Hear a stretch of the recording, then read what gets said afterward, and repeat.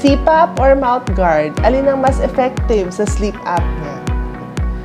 Gamot for sleep apnea? Tara, chika na tayo. Oral appliances for sleep apnea, is it really effective? Tara, mag-Q&A po tayo. Oral appliances are custom-made na mouth guard na ina-adjust ang ating panga para hindi mag-collapse ang ating airways tuwing tayo po'y natutulog, especially yung ating tongue. Ito ay mas maliit, mas compact at mas tahimik kaysa sa CPAP.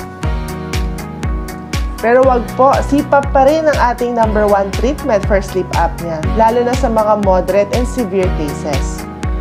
Ang oral appliances, pang-alternative lang po siya pag di talaga tolerated ang CPAP. Pwede po ang oral appliances sa mild and moderate cases of sleep apnea or kung hindi talaga tolerated. Pero hindi ito para sa lahat. Dapat approved to ng ating sleep doctor at ang ating dentist. So it's portable, super daling dalhin, tahimik, maliit, and perfect for side sleepers, especially for our travel goals.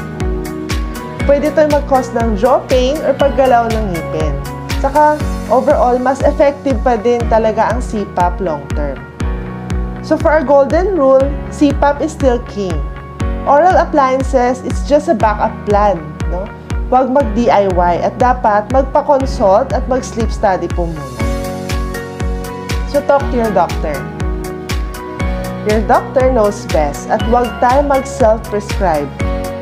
To know more about this stuff, subscribe and follow for more. Thank you.